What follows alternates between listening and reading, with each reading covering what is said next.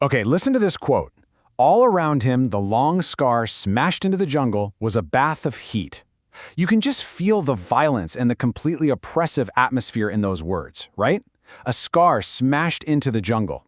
Right out of the gate, on the very first page, William Golding isn't just setting a scene, he's practically directing a deeply cinematic opening shot. He literally throws us into this beautiful, pristine paradise that has just been violently wounded by humanity's arrival. It grabs you immediately.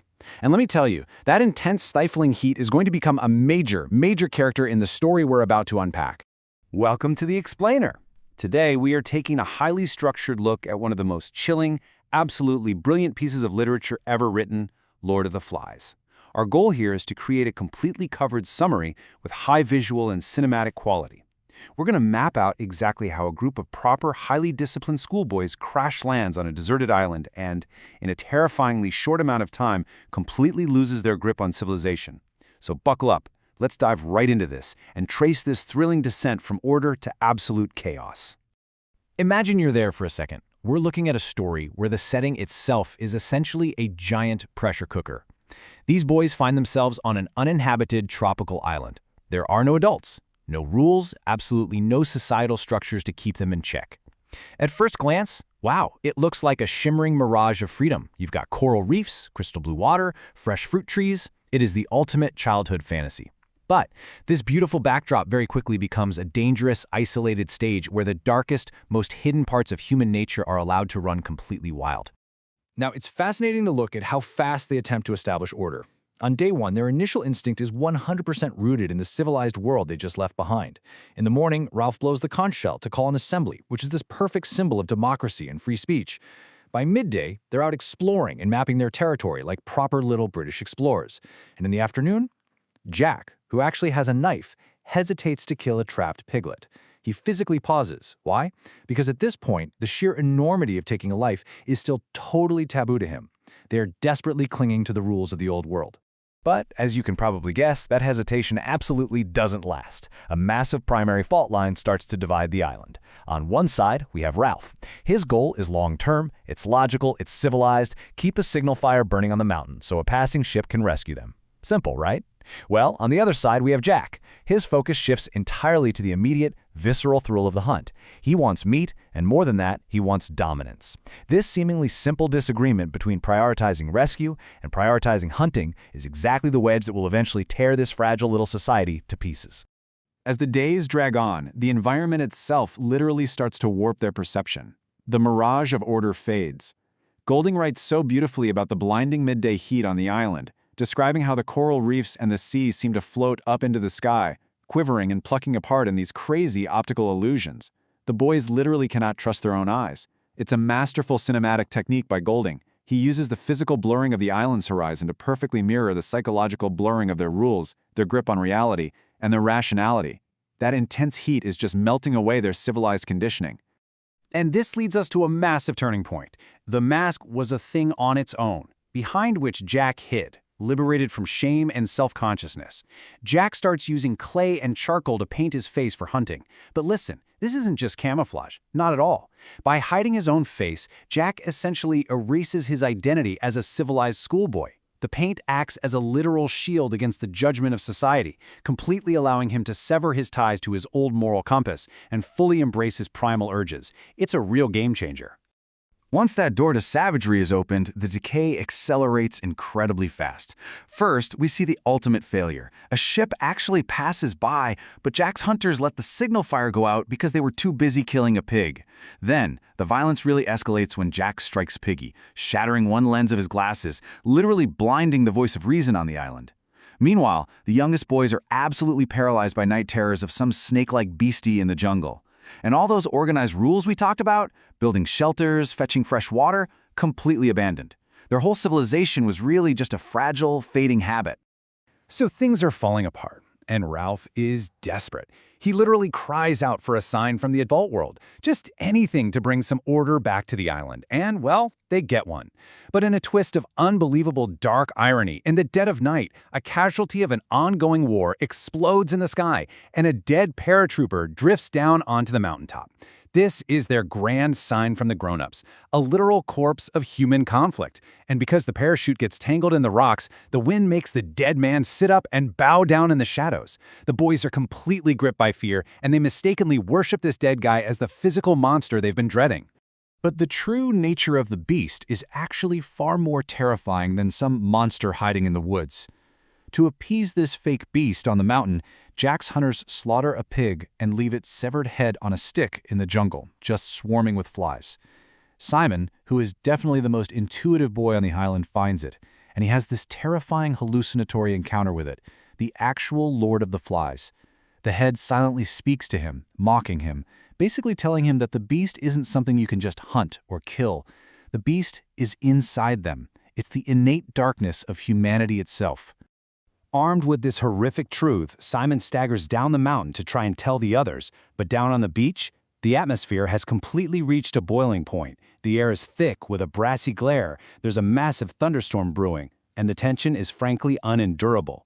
Jack has thrown this massive feast, and as the lightning flashes and the rain really starts to pour, he whips the boys into a frantic, tribal dance. The pacing of the story here is just incredible. It's this chaotic, swirling scene of thunder, lightning, and pure mob frenzy. And this scene brilliantly illustrates the complete collapse of the individual. Kill the beast, cut his throat, spill his blood. Imagine dozens of boys absolutely terrified of the storm, stomping and screaming this visceral chant over and over again. They become a single, unthinking organism, a steady pulse of violence. They aren't individuals anymore. They are a mob, entirely consumed by bloodlust and fear. And right then, out of the dark jungle, a figure crawls into the center of their circle. It's Simon. He's crawling in, desperately trying to tell them about the dead man on the hill. He's trying to bring them the truth that the beast isn't actually real. But in their blind terror and their deafening chants, the mob doesn't recognize him at all. They see only the beast. And in the most devastating, heartbreaking moment of the story, the group, including Ralph and Piggy, by the way, who gets swept up on the edges of the frenzy, screams, strikes, bites, and tears Simon apart. They murder him with their bare hands. Reason and truth are quite literally slaughtered on the beach. In the bloody aftermath of that storm, the loss of innocence is absolute. We see a boy, fully transformed into a savage, standing in bloody water. And right there at the bottom, Piggy's broken glasses, submerged in red. Because after Simon's death, things splinter completely. Jack's tribe violently raids Ralph's camp in the dead of night, not to kill them, but to steal Piggy's glasses, which is their only means of making fire. The intellectual core of the group has been permanently blinded and robbed. It's totally gone. So now the power dynamic is totally shifted. Jack takes his painted hunters and sets up a literal fortress at Castle Rock, which is this steep, rocky outcropping at the end of the island. He establishes himself as an absolute authoritarian chief. He ties up and beats boys for absolutely no reason, simply to show that he can. When Ralph and Piggy go to Castle Rock to try and reason with them, to demand the glasses back just because it's the right thing to do, they aren't met with schoolboys anymore. They're met with an army of painted savages standing high above them on the cliffs. Which brings us to the absolute final end of logic. Something boomed up on the red rock. The earth jumped and began to shake steadily. High above, a boy named Roger leans all his weight on a massive lever. He sends a giant boulder thundering down the cliffside directly at Piggy.